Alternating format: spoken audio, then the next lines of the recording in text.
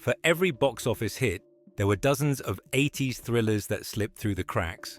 We're only touching on 10 here, so keep the list going in the comments. Ms. 45 follows Thana, a tailor's shop worker in New York. In a single day, she's assaulted on the street and attacked again in her apartment. This time, she fights back and kills her attacker. From there, the film moves beyond a standard rape and revenge setup.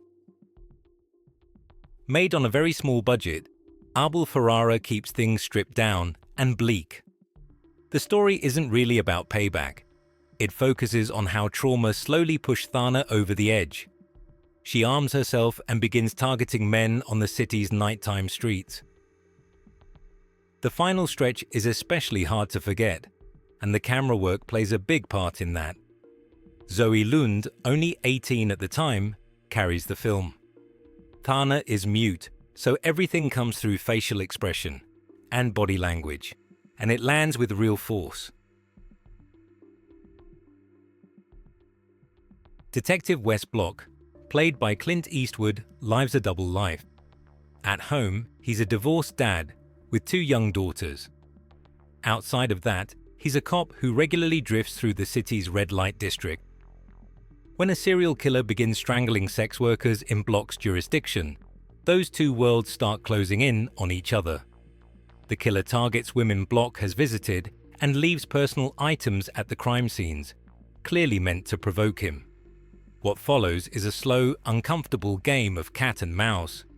As the investigation deepens, Block begins to realize there are similarities between himself and the man he's hunting that he'd rather not face.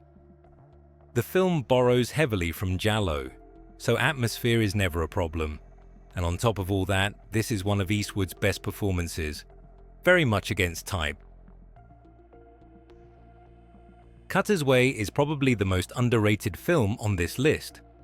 Richard Bone, played by Jeff Bridges, witnesses a man dumping a corpse in a dumpster late one night. Not long after, Bone finds himself treated as the prime suspect. He and his friend Alex Cutter, a disabled Vietnam War veteran, begin looking for the real killer. Cutter becomes convinced the man responsible is J.J. Cord, a powerful and well-connected local figure. Cord has an alibi, and Bone is willing to let it go, but Cutter refuses. The film's dark outlook can be a turn-off for some viewers, but noir fans will feel right at home. It works as a strong mystery, a character study, and even a twisted kind of buddy film. Bestseller follows Dennis Meacham, played by Brian Dennehy, a veteran cop and once successful crime writer who's hit a dead end. He's broke, behind on a new book, and raising his teenage daughter alone after his wife's death. Out of nowhere, a hitman named Cleve enters his life. Cleve proposes a deal: write a book together. He wants to tell the story of his career as a killer, and he also wants the book to help bring down David Madlock, a ruthless corporate operator he once worked for. Meacham is stuck in the middle. Part of him wants to arrest Cleve for the murders he openly admits to. The other part knows this story could be the bestseller that saves him. It's a strong setup for a character-driven thriller, and the film makes good use of it. The Star Chamber is a film by Peter Hyams, a director who never really got the recognition he deserved. Let's at least fix that here. The story follows Hardin, a judge played by Michael Douglas, who's tired of watching criminals walk free because of legal technicalities. He's soon pulled into a private group of judges who secretly run their own court. Behind closed doors, they decide who deserves punishment and hire assassins to carry out the verdicts. Hardin goes along with it at first, but things start to change when 2 men are marked for execution. They didn't commit the specific crimes they're accused of, yet they're still targeted simply because they're career criminals. That's when Hardin begins to question the group's motives and risks his own life trying to stop the hit. Faye, played by Joanne Whalley, and Vince, played by Michael Madsen, pull off a robbery. Faye takes the money and disappears. Vince goes after her, and with him closing in, Faye hires Reno private eye Jack Andrews, played by Val Kilmer, to help her fake her own death. The film is built like a classic noir, with double crosses, a femme fatale, mobsters, and a steady run of twists. Michael Madsen's Vince is a big part of it. He's understated and dangerous, and it feels like an early version of the screen persona he would lean into for years. Kill Me Again was John Dahl's debut, and you can already see the kind of neo-noir he'd helped shape in the 90s. He later made Red Rock West and The Last Seduction, and this film lays out the template for that hard-boiled world he kept returning to.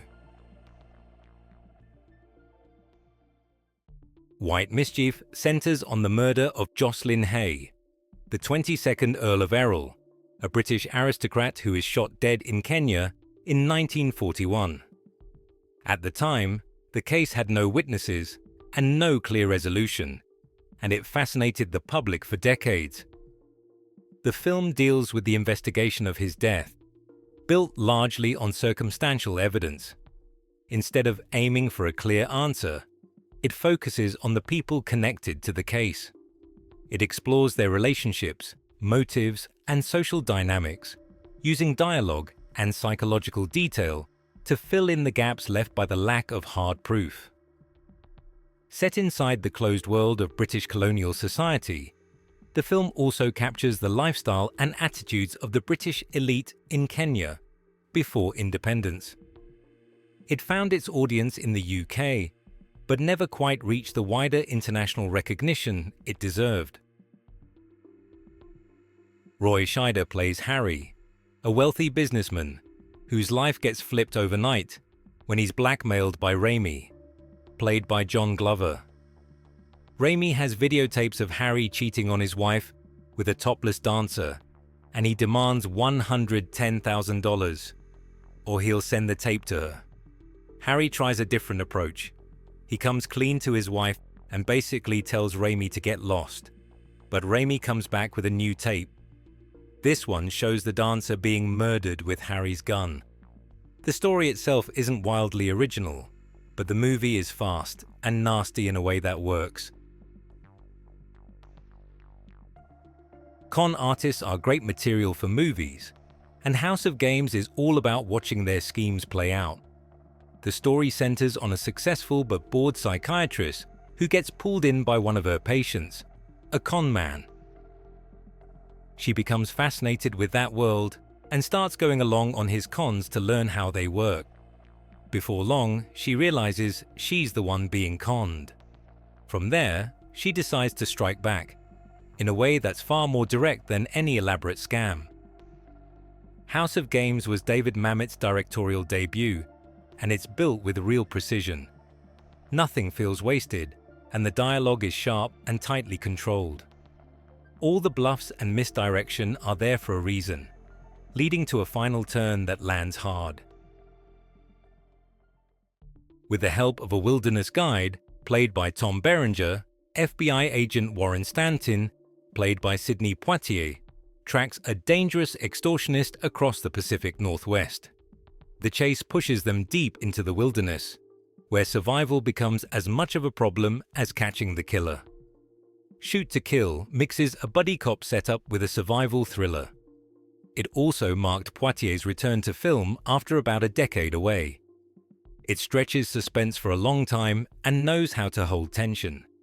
That applies to everything here, from hostage situations and wilderness chases to fights hanging off a cliff.